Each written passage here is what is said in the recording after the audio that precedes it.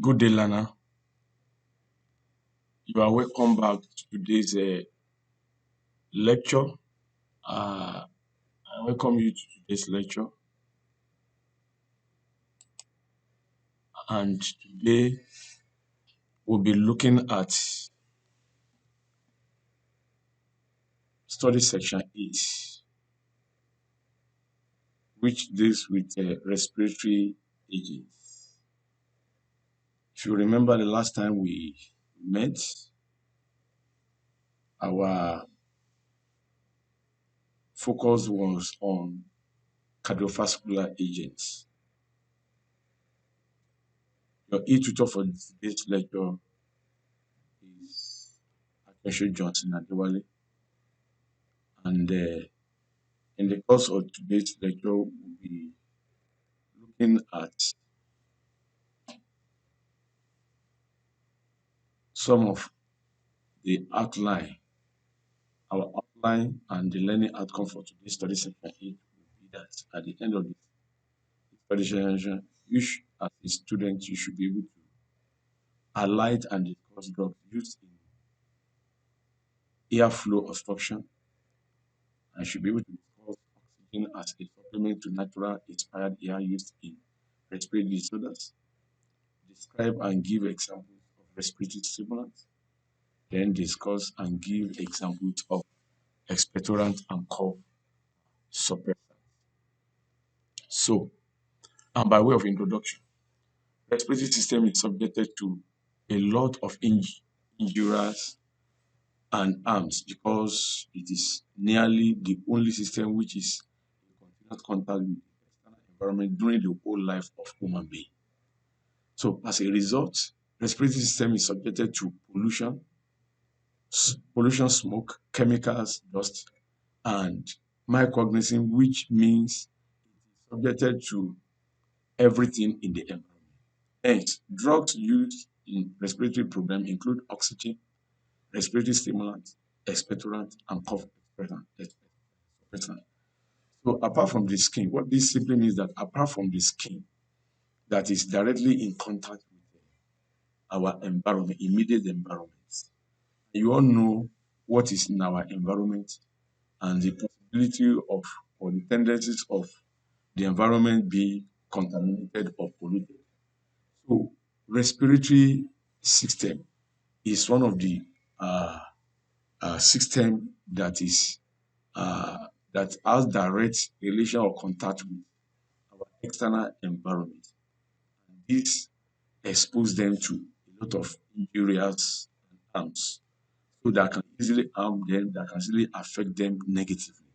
So, and among those things that could easily affect our respiratory systems, the pollution, smoke, air through the air we breathe in, then the chemical dust, seen and unseen, can be inhaled.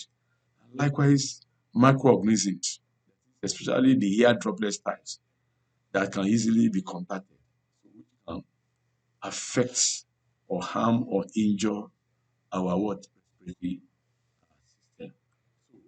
And some of the drugs that are being majorly used is oxygen. Oxygen in the hands of the, the intensive care nurses, they are what? Drugs. Oxygen is regarded as drugs. We have some others like respiratory stimulant.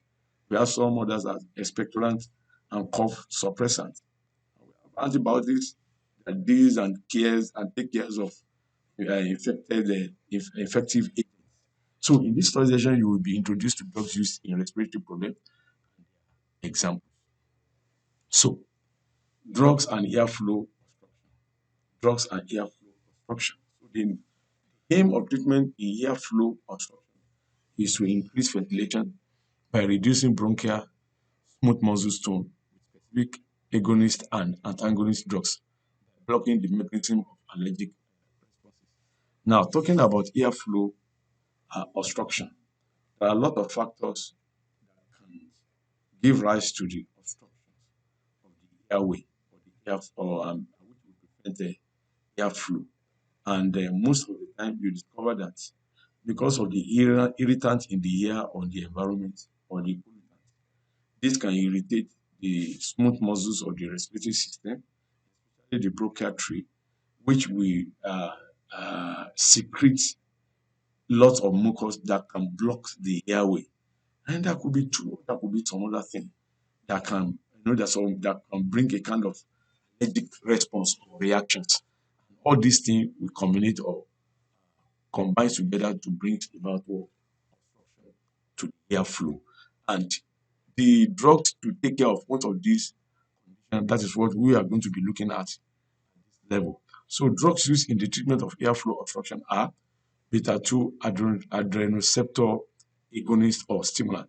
So the mechanism of action is by increasing AMP in the bronchial smooth muscles and mast cells, leading to uh, bronchodilation.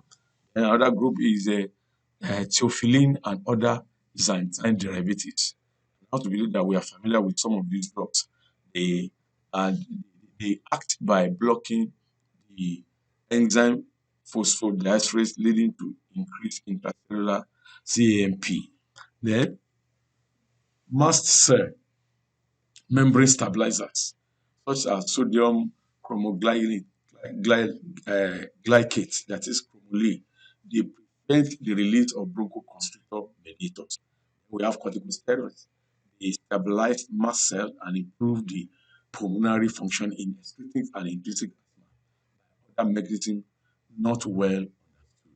Then we have anticholinergic drugs. They act by decreasing muscarinic bronchoconstriction. Then, so we want to look at beta-2 receptor agonist stimulants. And the example of it is there's a number one example is salbutamol. The salbutamol. I want to believe that we're all familiar with the drug salbutamol, otherwise known as phentoline. Now, mechanism of action of salbutamol is that agents are salbutamol, terbutaline, and phenterol are selective stimulants of beta-2 receptor.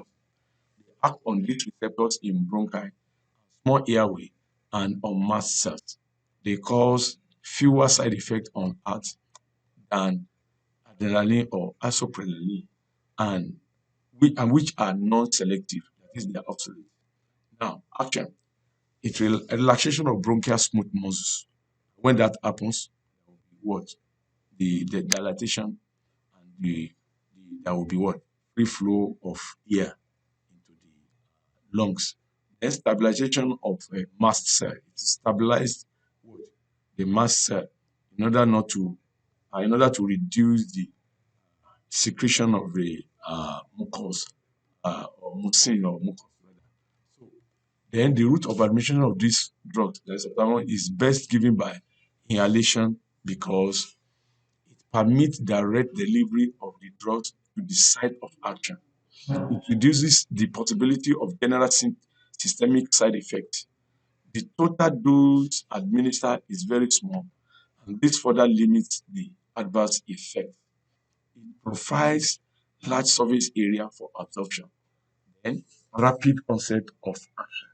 So subtamol has a relatively long duration of action of about 4 hours or even longer. So when subtamol is administered inhalationally, it has a relatively long duration of action, which is close to or more or about 4 hours or even longer.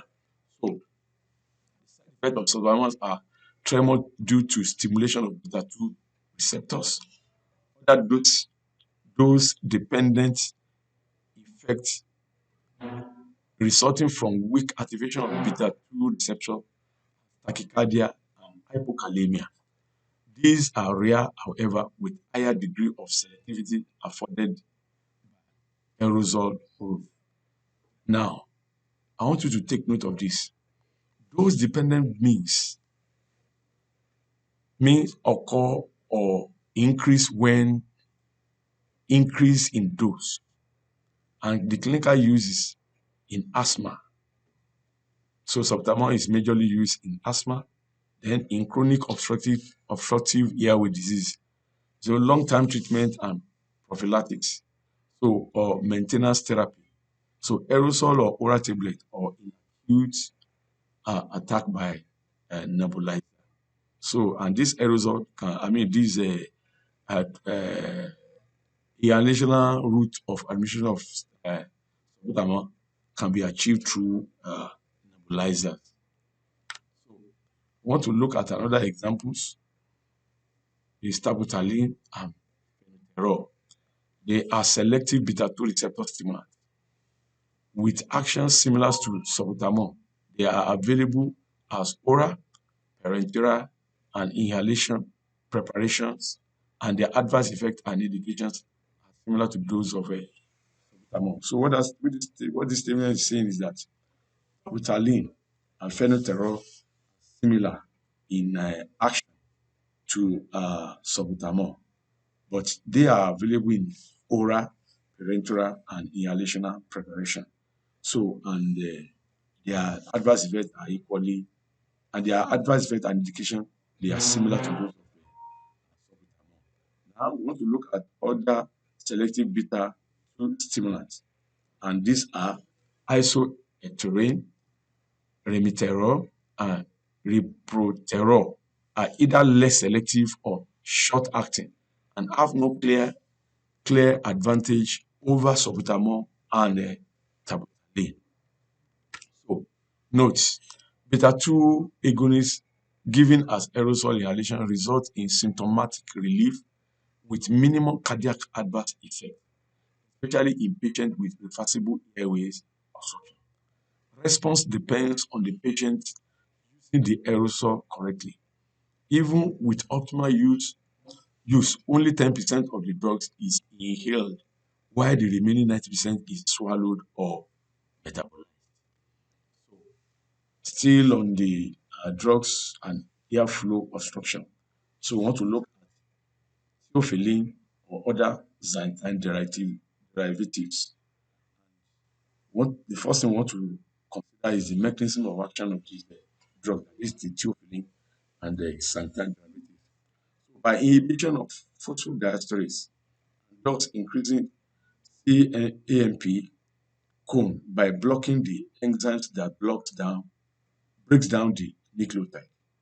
To increase CMP reduces the tone in bronchial smooth muscle, stabilizes mast cell membrane. Xanthine may have widespread effect on smooth muscle, not only in bronchial, so cardiovascular system. So it can also affect the smooth muscle of the cardiovascular system, that is both the heart and the blood vessels. So we want to look at the pharmacokinetics. Sulfilin is well absorbed from the gut and it is extensively metabolized in the liver. Difference in the hepatic metabolism are the principal reasons for the wide variation in kinetics, both between individuals and within the same individual during the course of illness. So average half-life in adults is about 8 to 12 hours. This could be given 8 hours or 12 hours. So it is given 2 to 3 times daily. So the adverse effect of sulfilin causes or brings about a tachycardia and palpitation at therapeutic doses. And other side effects are nausea, vomiting, and diarrhea. High therapeutic doses, confusions, usually with plasma level above 30 microgram per liter. Clinical uses used orally in long-term treatment of asthma and chronic obstructive airway disease, especially in patients who show response to it. Yes, aminophylline. This is one of the group of one of the drugs that belongs to the family of uh, theophylline, though it consists uh, of theophylline and ethylene diamine in ratio of 2 to 1. In 2 to 1, used in one severe acute attack of asthma and asthmatics or asthmaticus, exacerbation of chronic obstructive airway disease, Three, acute left ventricular failure with pulmonary edema. Oral theophylline preparations are useful in long-term treatment of asthma and reversible chronic obstructive. So, a useful bronchodilator and a useful bronchodilation response can be often achieved within the therapeutic range. Side effect can be minimized with the aid of plasma level measurements. So, we want to look at mast cell membrane stabilizers. Mast cell membrane stabilizers. So, and example of which is a sodium chromoglycate, that is chromoline, and ketotifen. They are not bronchodilators, but they prevent bronchoconstriction in patients with extrinsic, that is allergic asthma, which is caused by pollen or allergic. They stabilize sensitized mast cells and inhibit the release if bronchoconstriction agent, agent like histamine, SAT, serotonin, SRSA, slow reacting substance for anaphylaxis, leukotriene. Mast cell stabilizers are useful in extrinsic this allergic asthma, particularly in children and young adults, and can prevent exercise-induced asthma. So, in intrinsic asthma, it's usually disappointing, and these agents have nothing to offer patients with chronic obstructive airway. So, talking about mast cell, it has nothing to offer, to patients with chronic obstructive airway disease. So, most of the time, when you have chronic obstructive airway disease, you don't use mast cell membrane stabilizers. So, clinical use, sodium chromoglycate is administered orally to the lung by inhalation as powder or from pressurized aerosols or nebulizers. Then we want to look at the other uh, drug, which is ketotifen. It is a histamine, histamine 1 receptor blocker, which may also have some anti-asthmatic effect, but its effect or benefit has not been conclusively demonstrated. So, in common with other antihistamine, it causes drowsiness. So, ketotifen is given orally as tablets. And the side effect is that sedation or dry mouth that result from additional antihistamine effect of these drugs. So, the other group of drugs is corticosteroids. Corticosteroids. The action on the bronchi is not uh, fully understood. Effects are the result of the following action. A, anti-inflammatory. They are corticosteroids generally, they are anti-inflammatory. So, and you discover that when it is being used, it brings about the release of obstructive airways. So, because it has anti-inflammatory effect. Then the other action is that reduction of mucosal edema. That is, and when that happens, it increases what? Air flow. Then modification of immune response and stabilization of mast cells. Mast cells is one of the it's one of the things that brings about immune response to allergy. So what these drugs, corticosteroids, does that modify the response of these mast cells, the immune response and stabilization of the mast cells. So then it increases beta 2 receptors responsiveness to uh, so when particular steroids is used, and that is why most of the time they are being combined with a beta 2 receptor, and it increases the beta 2 receptors responsiveness to what? To agonist.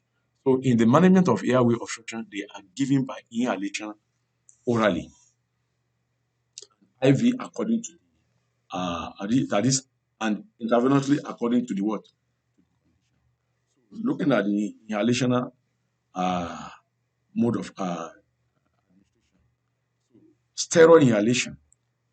represent a significant advance in the management of bronchospasm because adverse effects associated with systemic steroid are minimized. So steroid, when given inhalationally, it reduces the chances of the adverse effect associated with systemic steroids. So, and steroids are highly toxic drugs. I want to believe we all know that. Steroids they are highly toxic drugs. So that means we need to be take all the precautionary measures to ensure that the patient doesn't get to the toxic level. So, and examples of some of these drugs are corticosteroids, majorly used for to treat to bring about to relieve airflow obstruction is beclomethasone and betamethasone, and they are being administered by aerosol inhalants. So, and the adverse effect is that they are usually very much less than those of systemic agent. Infection of pharynx and larynx with candidiasis may occur. This is a disadvantage. So this will be a disadvantage. So aerosol inhalation corticosteroids should replace long-term oral corticosteroid therapy wherever possible, as the benefit can be attained without adverse effect of long-term systemic steroid treatment. Going by the first statement, under the adverse effect, so you will all agree with that. As long as the patient is not having infection of the pharynx and larynx with candidiasis, so corticosteroid aerosol inhalation is the best for the treatment of airflow obstruction. I want to look at the intravenous corticosteroids. When there is severe unresponsive asthma, especially when there is respiratory failure, hydrocortisone, we all know and we are familiar with this very particular dose. Hydrocortisone, that is cortisol, given intravenously. So there is a delay in the onset of any steroid-induced bronchodilation, dilatation, and this occur because the receptors of steroids are found inside cytoplasm, and thus they need more time to exert their effect for these reasons. For this reason, hydrocortisone is not used in cases of emergency. In addition to that, other measures should be or should at the same time. Now, what that statement simply means, if we tell most of the time, in the case of emergency, we rarely use intravenous corticosteroid because of the delay onset of action. So because of the delay onset of action, it doesn't act immediately. And the reason being that the receptor of this steroid are being found inside the cytoplasm. That means there will be need for time for it to penetrate into the cytoplasm to reach the receptor in order to so it can take some time. So most of the time, in case of emergency, you don't use. When you use it, you may not get immediate results. So the other, the oral corticosteroid, that is, corticosteroid can equally be administered orally. Patients with severe exacerbation of asthma require high doses of prednisolone by mouth after intravenous hydrocortisone. So after the initial dose of what do you call it, IV hydrocortisone, your patient can be given what uh, oral prednisolone. So, and you know that this will augment the action of the hydrocortisone. So, yes, still under drugs and airflow obstruction, we want to look at anticholinergic drugs. Anticholinergic drugs. We have ipratropium. So, and in the first place, we want to consider the mechanism of action. So, the parasympathetic cholinergics bronchoconstrictor effect can be blocked by the use of atropine-like drugs. Usually, this effect of anticholinergics on airway resistance is less than that of sympathetic stimulant agent. So, adverse effect, the anticholinergic adverse effect of synthetic derivatives, hypertrophium bromide, are much less than those of atropine itself. It is given by pressurized aerosol or from nebulizers. We want to look at oxygen. Remember, I told you that even though you have oxygen at 21% in the atmospheric air, but when you have 100% oxygen, either through pipe or through tube or face mask, oxygen is a drug in the hands of certain groups, even generally to any medical or health personnel. And if that is having some respiratory challenges or difficulty or disease or disorder, oxygen can equally be used as drugs. So especially in the intensive care unit and my emergency unit and even in the theater. So oxygen, when oxygen is given to supplement the amount normally present in the inspired air, should be regarded as drugs. Yes, I've explained that. So it is given in two forms: high concentration as possible, and two, low concentration, that is control, 24% to 28%. And when you look at that 24 to 28%, still higher, it's still high rather, compares to the normal percentage that you find in the atmospheric air. Normal percentage is what? 21% that you can find in the what? Atmospheric air. So and you find 16% or less expired air. I mean expired air, sorry. So now talking about high oxygen concentration, it should be given to all hypoxic patients except those with established potential. You know, those people, when you're talking about people with potential narcotics, narcosis can be brought about by uh, excessive accumulation of carbon dioxide in the what do you call it, which has depressed the respiratory center. So most of the time, you discover that giving the oxygen as a drug may not actually really bring about immediate effect. So it should be given to all opposite patients except those with established potential narcosis. So narcosis might be as a result of uh, overdose of carbon dioxide, which has actually depressed the representative, or carbon monoxide, or uh, some other drugs that are depressed, that has paralyzed the respiratory center. So any apparatus which provide oxygen flow to the oronasal area at a rate of 5 liters per minute or more is effective in supplying a high concentration of oxygen in the inspired gases. Yes, take note of that. There are some of the instrument or equipment one can use to deliver oxygen. So, but what we are saying, what that statement is simply saying is that as long as you can find an apparatus which provide oxygen or supply oxygen to do oral or nasal area at a rate of 5 liter per minute or more.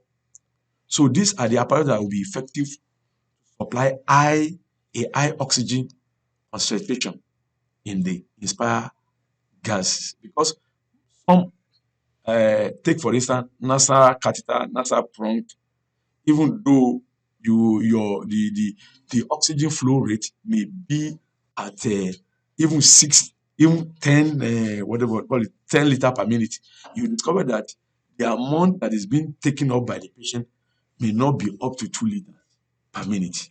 So we are talking about apparatus that can deliver more or over 5 liters per minute.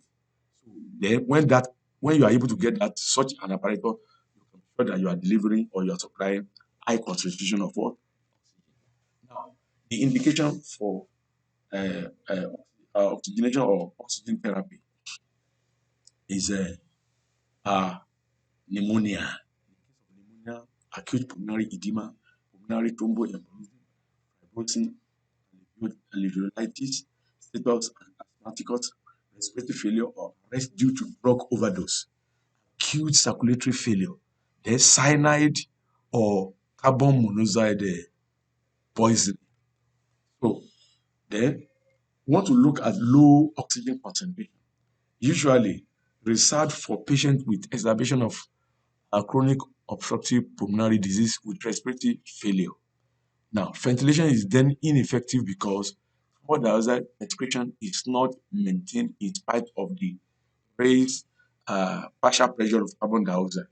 Now, the increased partial pressure of carbon dioxide leads to less sensitivities of respiratory center. I told you the other time, when we have excessive accumulation of what do you call it? Carbon dioxide, it blocks or paralyzes the what do you call it? Respiratory center.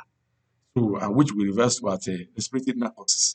So, and so you now discover that so the increased partial pressure of oxygen leads to less sensitivities of respiratory center. So the respiratory center will be less sensitive to carbon dioxide. Carbon dioxide can equally be used to stimulate respiratory center. But when there is excessive cumulative accumulation of carbon dioxide, it can lead to what paralysis or depression of the center. So what we're not saying that so and dependence on low arterial partial pressure of oxygen to derive a what do you call it? So high concentration of oxygen administered leads to further suppression of ventilation by the removal of the hypoxic. So what does it mean? It means that you give higher concentration of oxygen, especially in some conditions. So when this is being administered, it equally suppresses what ventilation by removing removal of what hypoxic drive, and the hypoxic drive here is what carbon dioxide. The carbon dioxide. So you discover that excessive. I want you to get it clear. The excessive accumulation of carbon dioxide will bring about narcosis. Then, when there is no enough adequate amount of volume of carbon dioxide, this can equally affect or suppress what ventilation, that is breathing in and out.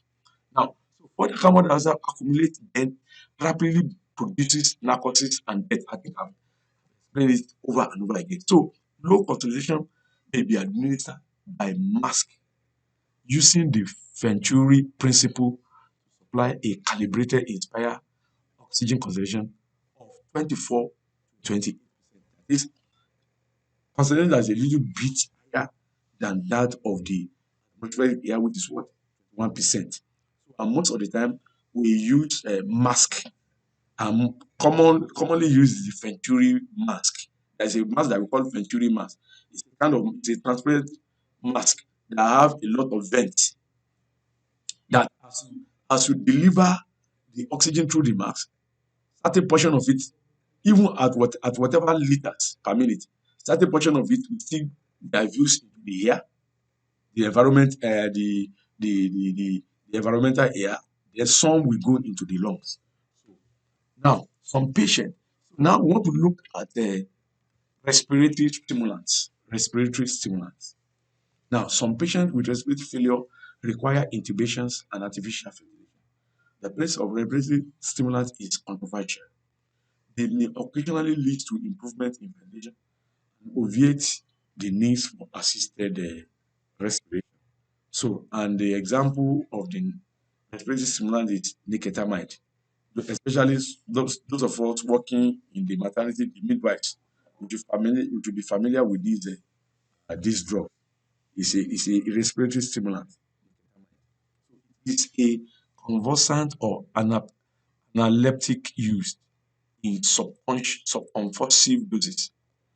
Its central activity is not selective for the respiratory center. That is why care has been taken. So its effect is transient, lasting about 5 minutes. So adverse effects include vomiting, restlessness, and convulsion.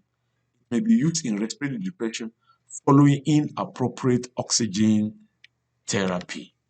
So then another respiratory stimulant is oxapram. Oxapram. It acts like nicotinamide, but it is given by continuous intravenous infusion. It is used to stimulate respiration in patient who fails to ventilate spontaneously after general anesthesia or in chronic respiratory failure with carbon dioxide. Then the expectorant and cough suppressant, which I believe will be the last uh, topic to consider under this Thursday section. So these are two other classes of drugs commonly used in respiratory disease, but their therapeutic value is doubtful. So expectorants from the word expectorant, something that brings expectoration of mucus. So difficulties in bringing up sputum, this mucus is a common complaint. But there is no evidence that any agent given by any route specifically promoted expectoration of bronchial secretion. Agents with expectorant properties, ammonium chloride and guanisvecin, are often included in cough mixture.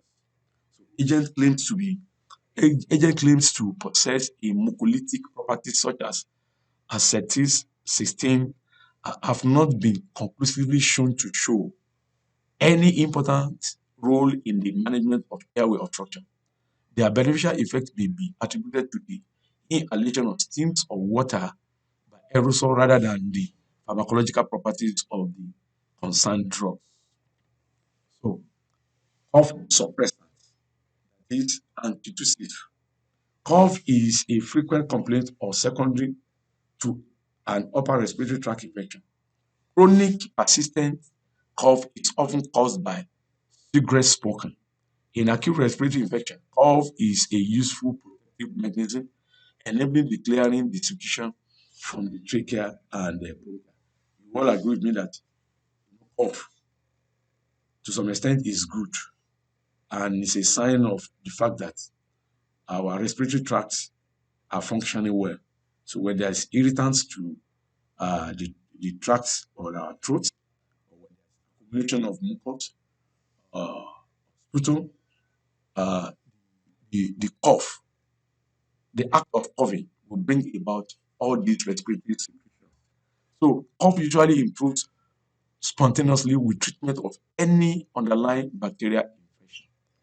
Patients with terminal lung cancer with bronchial obstruction or tumor involvement of afferent, that is sensory nerve from the lungs and chest wall, develop persistent distressing cough. This is one of few conditions in which symptomatic treatment of cough can be completely justified. So cough suppressants are opiate agonists and the suppression of cough reflexes only part of the narcotic induced depression of the central nervous system. So most of the uh, opiate agonists, what they do is that they try to suppress the cough reflex, thereby reduce the frequency of cough. So drugs used for cough suppression are usually given in the form of sweet syrup or linctus, although oral or parenteral opiate will block cough reflex. Effective examples are morphine, methadone, and codeine phosphate. So they are two classes of leukotriene antagonists. These are another uh, group of drugs under expectorant and cough suppressant. We have number one, we have cystanucotrine receptor agonist, and okay, under the group of leukotriene agonists, the first class is cysteine leukotriene receptor agonist.